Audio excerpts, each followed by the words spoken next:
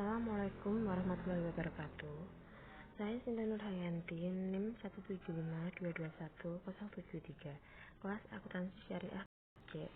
Saya akan mempresentasikan proposal saya yang berjudul Pengaruh Korporat Social Responsibility, Struktur Kepemilikan dan Tata Kelola Perusahaan terhadap Nilai Perusahaan. Studi kasus pada perusahaan properti dan real estate yang terdaftar di Bursa Efek Indonesia periode 2016 sampai 2018. Bab 1. Pendahuluan. Latar belakang masalah. Dalam dunia investasi, khususnya pada bidang properti, mengalami depresiasi pada harga saham emiten properti, di mana peningkatan harga properti saat ini masih sangat terbatas. Untuk imbal hasil sewa relatif rendah untuk beberapa tahun belakangan, pengungkapan tanggung jawab sosial perusahaan diharapkan dapat meningkatkan nilai perusahaan. Penilaian yang mengaitkan antara pengungkapan pertanggungjawaban sosial perusahaan terhadap nilai perusahaan diungkapkan oleh Rustayarini 2010, Purwaningsih 2009, dan Andayani 2008 yang mendukung hipotesis saya menyatakan bahwa tingkat pengungkapan informasi tanggung jawab sosial perusahaan dalam laporan tahunan perusahaan berpengaruh dalam meningkatkan nilai perusahaan. Penelitian sebelumnya menunjukkan bahwa perusahaan yang beroperasi di bawah masalah etika yang lebih baik, seperti yang tercermin dari perusahaan mereka tanggung jawab sosial atau CSR, cenderung memiliki perilaku yang kurang opportunistic. Gariga and Mele 2004, Kim et al. 2012, Stockton and Kang 2013. Sedangkan menurut Kim et al. 2012 menemukan bahwa perusahaan yang dipertimbangkan bertanggung jawab secara sosial cenderung lebih transparan, memiliki pelaporan keuangan yang lebih handal, dan cenderung tidak memanipulasi laba yang dilaporkan. Terdapat pandangan lain, yaitu perusahaan dapat menggunakan pelaporan CSR untuk menyembunyikan kesalahan perusahaan berdasarkan insentif opportunistic. Mutakin et al. 2015. Menurut SAM 2010, struktur kepemilikan perusahaan merupakan posisi kepemilikan saham di dalam perusahaan. Apabila semakin tinggi kepemilikan institusional, maka akan semakin meningkatkan pengawasan pihak eksternal terhadap perusahaan. Fitri dan Mamduh 2003. Tata kelola perusahaan diharapkan mampu memberikan keseimbangan antara berbagai kepentingan yang dapat memberikan keuntungan bagi perusahaan secara menyeluruh. Dalam mekanisme tata kelola perusahaan terdiri dari kepemilikan manajerial, kepemilikan institusional, dewan komisaris independen, komite audit, dan dewan direksi. Tata kelola perusahaan merupakan bagian yang sangat penting dalam perusahaan karena dapat menciptakan nilai tambah bagi semua pihak yang berkepentingan. Berdasarkan latar belakang permasalahan yang terjadi dan beberapa penelitian terdahulu yang menunjukkan hasil yang berbeda, maka peneliti tertarik untuk meneliti kembali dengan judul Pengaruh Corporate Social Responsibility, Struktur Kepemilikan dan Tata Kelola Perusahaan terhadap Nilai Perusahaan. Studi kasus pada perusahaan properti dan real estate yang terdaftar di Bursa Efek Indonesia periode 2016 sampai 2018. Identifikasi masalah. Masalah yang dapat diidentifikasi dari latar belakang yaitu corporate social responsibility sangat berpengaruh dalam meningkatkan nilai perusahaan. Struktur kepemilikan berpengaruh terhadap nilai perusahaan. Tata kelola harus diseimbangkan untuk meningkatkan pengaruh terhadap nilai perusahaan. Batasan masalah dalam penelitian ini yaitu pengaruh corporate social responsibility, struktur kepemilikan, tata kelola, dan kendala keuangan perusahaan terhadap nilai perusahaan. Studi kasus pada perusahaan properti dan real estate yang terdaftar di Bursa Efek Indonesia periode 2016 sampai 2018. Rumusan masalah.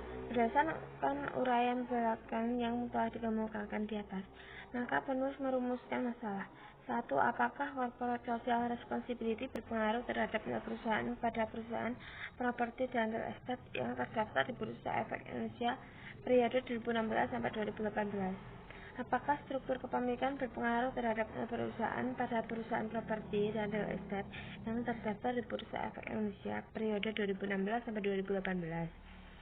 3. Apakah tata kelola perusahaan berpengaruh terhadap nilai perusahaan pada perusahaan properti dan real estate yang terdaftar di Bursa Efek Indonesia periode 2016 sampai 2018? Tujuan penelitian. Tujuan dari penelitian ini sebagai berikut. 1. Untuk mengetahui pengaruh corporate social responsibility terhadap perusahaan pada perusahaan properti dan real estate yang terdaftar di Bursa Efek Indonesia periode 2016 sampai 2018. Untuk mengetahui pengaruh struktur kepemilikan terhadap perusahaan pada perusahaan properti dan real estate yang terdaftar di Bursa Efek Indonesia periode 2016 sampai 2018. 3. Untuk mengetahui pengaruh tata kelola perusahaan terhadap perusahaan pada perusahaan properti dan real estate yang terdaftar di Bursa Efek Indonesia periode 2016 sampai 2018. Manfaat penelitian.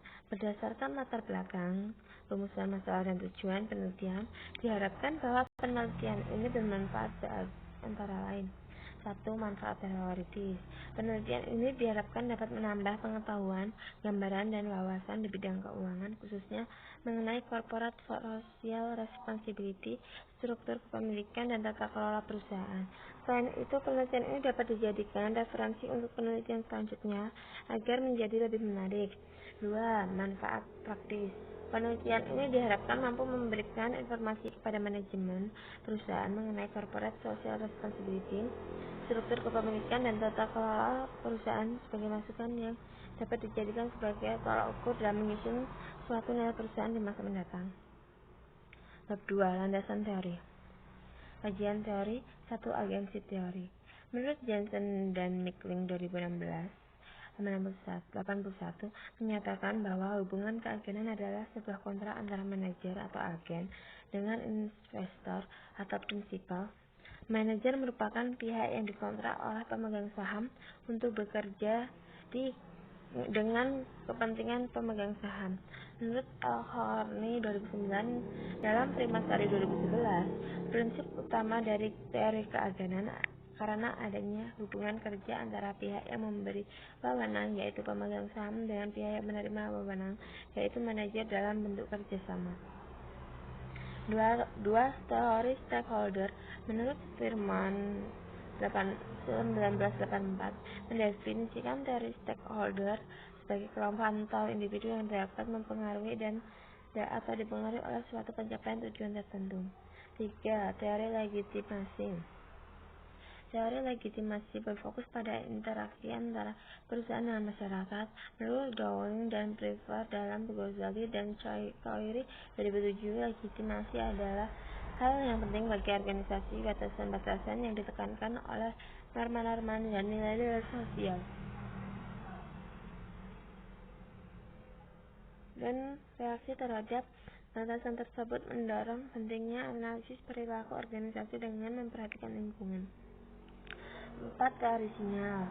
Menurut Hartono 2005, teori sinyal menyatakan bahwa perusahaan yang berkualitas baik dengan sengaja akan memberikan sinyal pada pasar. Dengan demikian, pasar diharapkan dapat membedakan perusahaan yang berkualitas baik dan berkualitas buruk. 1. Nilai perusahaan. Menurut Kama dan Anggaita dan Mutmainah 2012, nilai perusahaan akan tercermin dari harga sahamnya. Nilai perusahaan yang dibentuk dengan indikator nilai pasar saham harga sangat dipengaruhi oleh peluang investasi. Peluang investasi memberikan sinyal positif terhadap pertumbuhan perusahaan di masa yang akan datang, sehingga dapat meningkatkan harga saham. Harga saham meningkat, maka nilai perusahaan juga meningkat. 2. Corporate Social Responsibility. Penelitian sebelumnya Danurella dan Islanuddin 2008 menyatakan bahwa dengan adanya praktik CSR yang baik, diharapkan nilai perusahaan akan dinilai dengan baik oleh investor. Penelitian menurut Sarawati dan Basuki 2012 menyatakan bahwa corporate social responsibility memiliki pengaruh yang signifikan terhadap nilai perusahaan, namun dengan arah negatif. 3. Struktur kepemilikan. Menurut Jensen dan Mickling 2006 dalam 2008 menganalisis bagaimana nilai perusahaan dipengaruhi oleh distribusi kepemilikan antara pihak manajer yang menikmati manfaat dari pihak manajer yang menikmati manfaat dari pihak manajer yang tidak menikmati manfaat. Tata kelola perusahaan. Beberapa penelitian yang digunakan untuk mengukur pengaruh mekanisme tata kelola perusahaan terhadap nilai perusahaan dan ditemukan hasil yang beragam. Menurut Suranta dan Mahfud 2006 menemukan bahwa mekanisme tata kelola perusahaan yang terdiri dari kepemilikan manajerial, dewan komisaris, dan komite audit secara statistik berpengaruh terhadap nilai perusahaan. Sedangkan hasil penelitian UNICEF Wirakusuma 2007 juga menunjukkan bahwa mekanisme tata kelola perusahaan yang baik yang diproksi kepemilikan manajerial tidak berpengaruh terhadap nilai perusahaan. Kerangka berpikir X1 Corporate Social Responsibility, X2-nya struktur kepemilikan, X3 tata kelola perusahaan, dan Y-nya nilai perusahaan. Hipotesis H1 Corporate Social Responsibility berpengaruh terhadap nilai perusahaan, H2 struktur kepemilikan berpengaruh terhadap nilai perusahaan, H3 tata kelola perusahaan berpengaruh terhadap nilai perusahaan. Ketiga, metode penelitian. 1. Waktu dan nilai penelitian. Waktu penelitian dilaksanakan pada perusahaan yang masuk ke dalam laporan keuangan tahunan yang berada di Bursa Efek Indonesia selama periode 2016 sampai 2018 dengan mengakses di www.idx.co.id. Jenis penelitian ini adalah penelitian kuantitatif. Populasi sampel, teknik pengambilan sampel. Populasi adalah wilayah generalisasi yang terdiri dari objek. Sedangkan sampel menurut Ferdinand merupakan subset dari populasi yang terdiri dari beberapa anggota populasi, di mana subset ini diambil karena banyak kasus tidak mungkin diteliti menyeluruh oleh anggota populasi, sehingga dibentuk beberapa perwakilan saja. Populasi dalam penelitian ini adalah perusahaan properti dan real estate yang terdaftar di Bursa Efek Indonesia 2016-2018. Sampel adalah bagian dari populasi yang digunakan. Sampel penelitian ini perusahaan properti dan real estate yang memenuhi kriteria tertentu. Untuk pengambilan sampel, kita menggunakan satu perusahaan yang memberikan laporan keuangan tahunan yang terdaftar di Bursa Efek Indonesia dari tahun 2016 sampai 2018. Lalu kedua, perusahaan yang bergerak di sektor properti juga memiliki laporan keuangan yang lengkap. Data dan sumber data. Data yang digunakan laporan keuangan tahunan yang perusahaan properti dan real estate pada periode 2016 sampai 2018. Sumber data diperoleh dari www.idx.co.id. Teknik pengumpulan data dengan menggunakan data sekunder, di mana kita menggunakan laporan tahunan perusahaan periode 2016 sampai 2019. Variabel penelitiannya itu ada 3. Yang pertama, corporate social responsibility. 2. Struktur kepemilikan. 3. Laporan perusahaan. Lalu variabel terikat nilai perusahaan. Teknik analisis data dengan menggunakan uji asumsi klasik, uji kelayakan model, analisis regresi berganda. Untuk uji asumsi klasik kita menggunakan uji normalitas, uji multikolenialitas, uji heterogenesitas, dan uji autokorelasi. Untuk kelayakan model, uji F, uji koefisien determinasi. Analisis regresi berganda dengan rumus NM sama dengan alfa plus beta 1 kali X1 plus beta 2 kali X2 plus beta 3 kali X3 plus M. Untuk uji hipotesis uji T itu menggunakan perbandingan T hitung tabel dengan kriteria berikut. 1. Jika T hitung lebih besar T tabel maka H0 ditolak. Apabila T hitung kurang dari T tabel maka H0 ditolak. Sekian dan terima kasih. Apabila ada kesalahan dalam mempresentasikan hasil proposal ini, saya mohon maaf. Wassalamualaikum warahmatullahi wabarakatuh.